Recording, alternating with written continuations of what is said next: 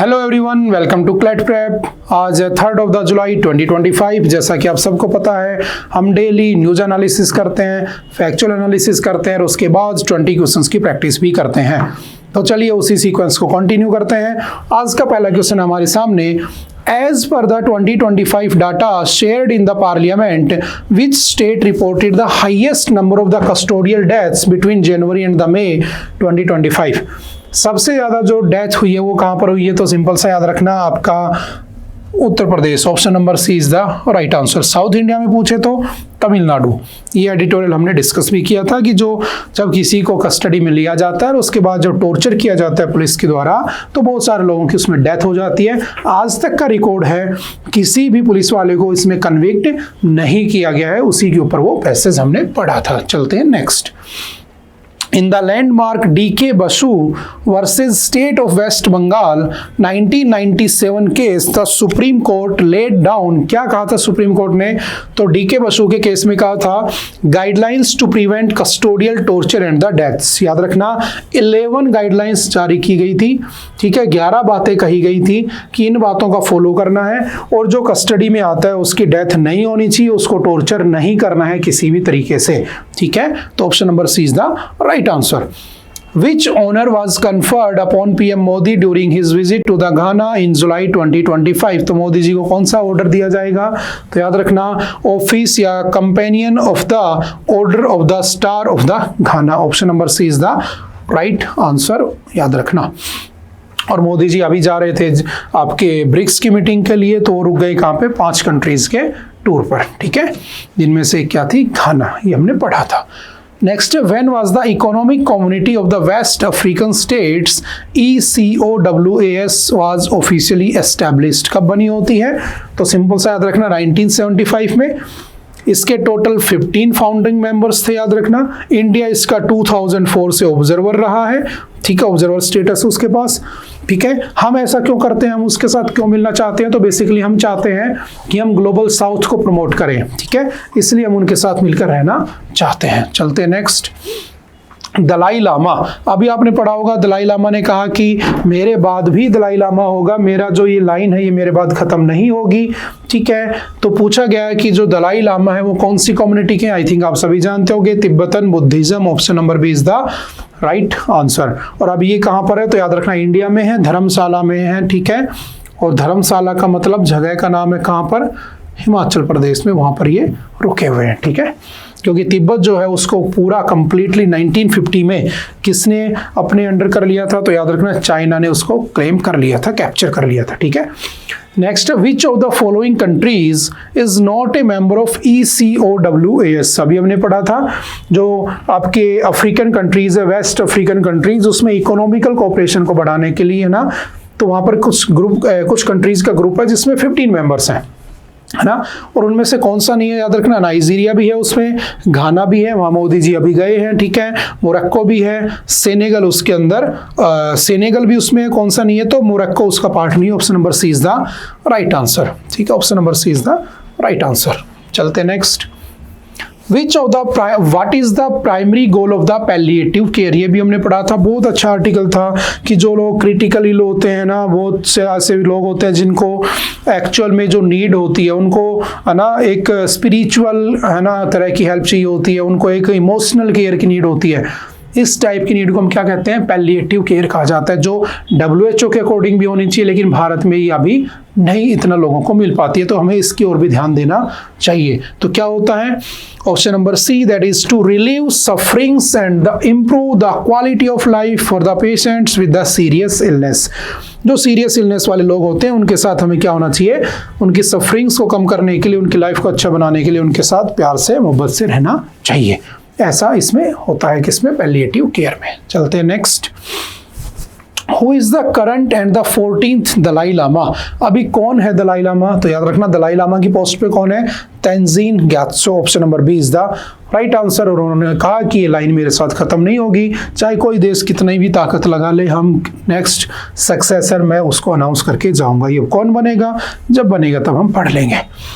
What is the name of the application recently launched by the Ministry of Railways to provide one stop railway related services. ठीक है, तो अभी कहा था ना कि पहले चार्ट 4 घंटे पहले बनता था, अब जो आपका चार्ट होता है ट्रेन का वो लगभग 24 आवर्स पहले आपको मिल जाएगा।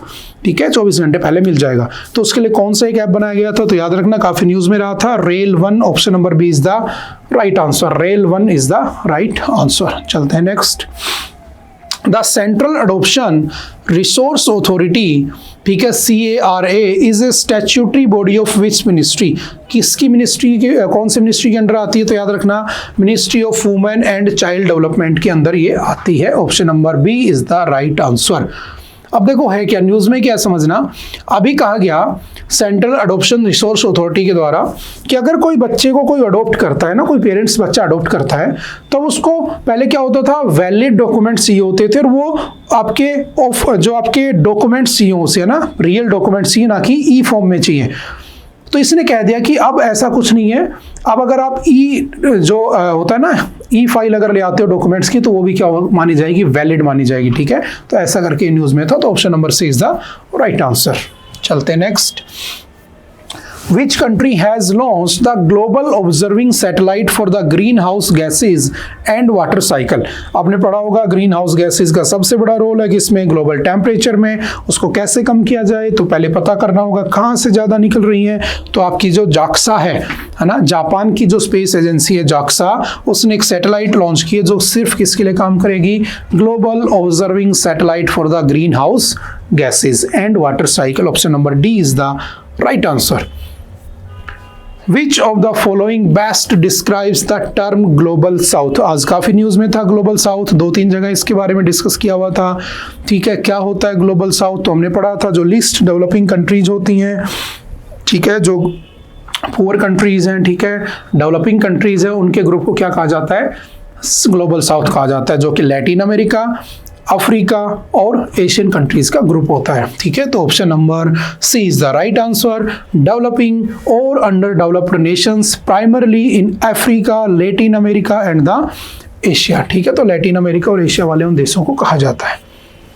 The Sahel region stretches across Africa and lies between which two geographical zones? जो आपका साहेल रीजन होता है, क्या होता है साहेल रीजन, तो सिंपल सा याद रखना, 3-4 देश है, उनके ग्रुप को क्या कहा जाता है, साहिल रीजन कहा जाता है, जो कहाँ पर पड़ते हैं, तो याद रखना सहारा डेजर्ट में पड़ते हैं। कौन कौन से, ठीक है, तो उनके नाम चलो मुझे बताना कमेंट करके, कौन कौन सी 3 कंट्रीज हैं जिनको साहिल रीजन कहा जाता है। मैं हिंट दे देता हूँ, जिन कंट्रीज के नाम मैंने रेड में किए थे, किसमें जब हमने एडिटोरियल पढ़ा था, वो तीनों किसमें आते हैं, साहिल में आते हैं। ठीक है, तो क्या है, तो याद रखना option number C, the Sahara desert and the Sudanian savanna के बीच में जो रीजन पड़ता है उसे साहिल रीजन कहा जाता है।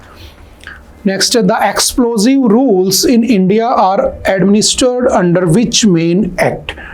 जो आपका एक्सप्लोजिव रूल्स थे 2008, जिनके ऊपर एक एडिटोरियल हमने पढ़ा था कि बहुत सारी जो पटाखा फैक्ट्रियां होती है ना, फायरवर्क्स, है ना, वहाँ पे आग लग जाती है, लोगों की डेथ हो जाती है, अभी कुछ दिन पहले हुआ। तो जो एक्सप्लोजिव रूल्स थे वो आए थे 2008 में, बट ये कौन से एक्ट के अंडर काम करते हैं, तो याद रखना the Explosive Act 1884। Option number C is the right answer, ये हमने पढ़ लिया था वहाँ। Next, which Indian government body is primarily responsible for promoting artificial intelligence initiatives at the national level? कौन सी वो एजेंसी है जो एआई को नेशनल लेवल पर प्रमोट करेगी? तो क्या इसरो है? नहीं है, उसको स्पेस से काम करने होते हैं। ठीक है, स्पेस से रिलेटेड सारे काम इसरो करेगा। क्या डीआरडीओ है? नहीं है, वो क्या करता है, डिफेंस से रिलेटेड काम करता है, Defence Research and Development Organisation. क्या यूआईडीआई है? नहीं, ये आपके आधार ऑथेंटिकेशन के काम करता है। तो कौन है? NITI Aayog, national institute for transforming India, जो कि 1 जनवरी 2015 को बना था। इसका प्रेसिडेंट हमेशा कौन होता है? प्राइम मिनिस्टर होता है। पहले इसी बॉडी को क्या कहा जाता था? प्लानिंग कमीशन कहा जाता था, जो कि आपके 15 मार्च 1950 को बनी होती है। ठीक है, उसका काम होता था 5 ईयर पर प्लान चलाना। उसी का नाम बदलकर इस डिपार्टमेंट का नाम क्या कर दिया गया है? नीति आयोग। तो जब भी कभी देश के भविष्य के फ्यूचर की बात होगी तो हमेशा उसको मैक्सिमम टाइम्स कौन कर रहा होगा? नीति आयोग। क्यों? क्योंकि इसी को हम क्या कहते हैं? Think tank of Indian government. ये हमारी भारत सरकार का थिंक टैंक भी कहलाता है। चलते next. What is the name of the national AI portal launched by the government of India? कौन सा एआई पोर्टल हमारी गवर्नमेंट ऑफ इंडिया ने लॉन्च कर रखा है? तो याद रखना India AI, option number B is the right answer. ठीक है, India AI is the right answer. Which article of the Indian constitution guarantees protection against, ठीक है, arrest and the custodial torture? तो कौन सा आर्टिकल होगा? आर्टिकल 21 किसकी बात करता है? राइट टू लाइफ की बात करता है। ठीक है, जीने की आजादी। चलते हैं next. In the QS World University Rankings 2025, which Indian institution secured the highest global rank? तो ये भी हमने पढ़ा था, कौन सा था? IIT Delhi, option number C is the right answer. याद रखना टॉप 1500 में इंडिया की 50 यूनिवर्सिटीज उसमें हैं और उसमें IIT दिल्ली सबसे टॉप पर है, जिसकी रैंक है कितनी? 123। अभी हमें और आगे जाने की जरूरत है, अभी हम 100 में भी नहीं पहुंचे हैं। ठीक है, इसके लिए हमें काम करना होगा। नेक्स्ट चलते हैं। In which year was the Indian council of the medical research ICMR? ये भी हमने पढ़ा था कि अभी ICMR का कहना था कि जो कोरोना से इंजेक्शन जिन्होंने लिया था, ठीक है, कोविशील्ड वगैरह, उसकी वजह से कोई भी सडन डेथ नहीं हो रही है, वो जस्ट एक मिथ है, उसका किसी से भी कार्डियक अरेस्ट से, हार्ट फेलियर से लेना देना नहीं है। ठीक है, तो ये कब बना था ICMR? तो याद रखना 1949 में इसकी फॉर्मेशन होती है। Option number C is the right answer. Next, the National Centre for the Disease Control, ICMR और NCDC दोनों ने मिलकर ये रिपोर्ट बनाई थी। वाज ओरिजिनली एस्टेब्लिश्ड इन 1909, पहले ये बना था 1909 में। 1963 में इसका नाम बदल के NCDC कर दिया जाता है। तो कब बना था ये? 1909 में। इसका नाम क्या था? तो याद रखना इसका नाम था सेंट्रल मलेरिया ब्यूरो, CMB, और 1963 में इसका नाम बदल के कर दिया गया NCDC। Option number C is the right answer. चलते नेक्स्ट। ओके, आई थिंक आज के लिए इतना ही था। आई होप कि आपको बातें समझ में आई होंगी। फिर भी अगर किसी तरह का कोई डाउट रहता है तो आप एनी टाइम आकर मिल सकते हो, पूछ सकते हो। ओके, मिलते हैं दोबारा से फिर कभी। Bye bye, thank you, have a nice day.